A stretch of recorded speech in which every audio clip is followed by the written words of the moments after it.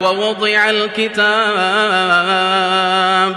فترى المجرمين مشفقين مما فيه ويقولون يا ويلتنا ما لهذا الكتاب لا يغادر صغيرة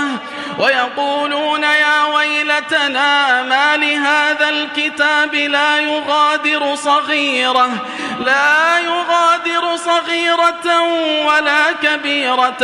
إلا أحصاها ووجدوا ما عملوا حاضرا ولا يظلم ربك